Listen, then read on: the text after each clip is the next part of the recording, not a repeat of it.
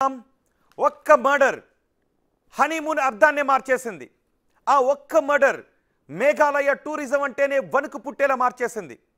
కట్టుకున్న భర్తను కాటికి పంపించడానికి ఆ భార్య వేసిన స్కెచ్ ఇండియా మొత్తం అవాక్కయ్యేలా చేసింది. హనీమూన్ పేరుతో భర్తను హనీ ట్రాప్ చేసిన ఆ నవ వధువే సీక్రెట్ కిల్లర్ అని తేలాక ఒక్కొక్కరికి ఫ్యూజ్ ఎగిరిపోయాయి. ఈ ఊహించిన ట్విస్ట్ ఎలా బయటకు వచ్చింది? మేఘాలయ హనీమూన్ మర్డర్ కేసులో అసలు ఏం జరిగిందో ఇప్పుడు చూద్దాం.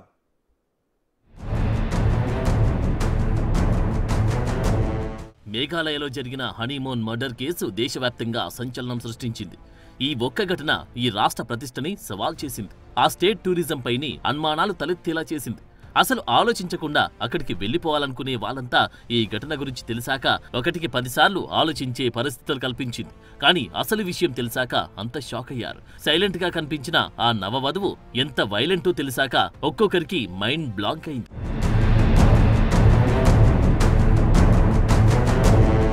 మధ్యప్రదేశ్లోని ఇండోర్కి చెందిన రాజా రఘువంశీ సోనంకు మే 11న వివాహం జరిగింది. వాళ్ళిద్దరూ మే 20న హనీమూన్ కోసం మేఘాలయలోని షిల్లాంగ్ వెళ్లారు. ఈ కొత్త జంట మే 22న ఓ బైక్ ని అద్దెకు తీసుకుని మౌలాకియాత్ అనే గ్రామానికి చేరుకున్నట్లు దర్యాప్తులో తేలింది. ఆ రోజు రాత్రి ఓ హోమ్ స్టేలో గడిపారు. మే 23న హోమ్ స్టే నుంచి చెక్అవుట్ చేసిన తర్వాత ఉదయం బయటకు వెళ్లేటప్పుడు కనిపించారు. అప్పటిదాకా కుటుంబ సభ్యులతో టచ్ లో ఉన్నారు. అక్కడి నుంచి గైడ్ లేకుండానే రాజా సోనం మౌలాకైట్ గ్రామానికి వెళ్లారు. అక్కడే వారి ఆచూకీ గల్లంతైంది. దాంతో పోలీసులు గాలింపు చర్యలు ప్రారంభించారు. నవదంపతులిద్దరూ అదృశ్యమైన 11 రోజుల తర్వాత జూన్ 2న భర్త రాజా రఘువంశీ శవమై కనిపించాడు. సోహ్రాలోని ఓ జలపాతం సమీపంలో లోతైన లోయలో రాజా మృతదేహం కనిపించింది. అతన్ని కత్తితో పొడిచి చంపినట్లు పోలీసులు గుర్తించారు.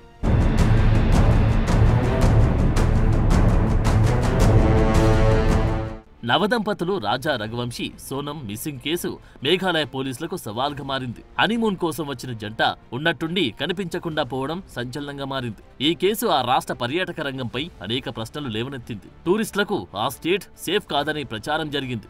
మేఘాలయకు వెళ్లాలంటేనే భయపడాల్సిన పరిస్థితులు తలెత్తాయి. పోలీసులు కూడా ఈ కేసును ప్రతిష్టాత్మకంగా తీసుకున్నారు. ఎక్కడెక్కడో వెతికారు.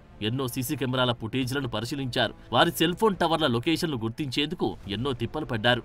11 రోజుల పాటు అక్కడి పోలీసులకు కంటి మీద కునుకు లేకుండా పోయింది. నవవధువు సోనంని ఎవరేం చేశారు, ఎక్కడికి తీసుకెళ్లారు, ఆమెని ఏం చేశారో అనే భయం అందరిలోనూ తలెత్తింది. సోనం కుటుంబ సభ్యులతో పాటు ప్రతి ఒక్కరూ ఆ కొత్త పెళ్లి కూతురుకు ఏమైందోనని ఆందోళనకు గురయ్యారు. కానీ అనూహ్యంగా ఆమె భర్త రాజా మృతదేహం దొరకడంతో ఈ కేసు ఊహించని మలుపు తిరిగింది. ఈ హనీమూన్ మర్డర్ కేసులో మరో భయంకరమైన ట్విస్ట్ బయటకొచ్చింది. రాజా రఘువంశీ భార్య సోనమే తన భర్తను చంపిందని పోలీసులు తేల్చారు. సోనం తన భర్తను చంపేందుకు సుపారీ ఇచ్చి కిరాయి హంతకులను నియమించిందని దర్యాప్తులో తేలింది.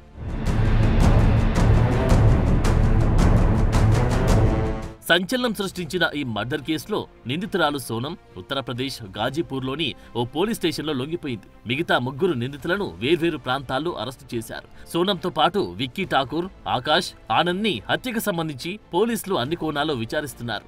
రఘువంశీని చంపేందుకు అతని భార్య సోనం తమకు సుపారీ ఇచ్చినట్లు నిందితులు విచారణలో తెలిపారు. ఇన్వెస్టిగేషన్లో రాజ్ కుష్వాహా పేరు బయటకొచ్చింది. సోనంకు రాజ్ కుష్వాహాతో సంబంధముందని, అతని రఘువంశీ హత్యకు కుట్ర పన్నాడని ప్రచారం జరుగుతోంది.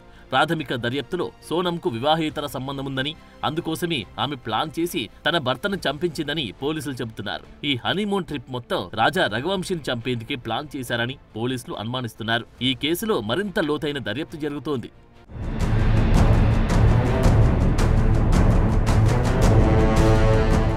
ఈ మర్డర్ కేసులో ఊహించని ట్విస్ట్ తో ఇండియా మొత్తం అవాక్కైంది. సోనం చేసిన పనితో ఓ రాష్ట్ర టూరిజం ఇమేజ్ పైనే ప్రశ్నలు తలెత్తాయి.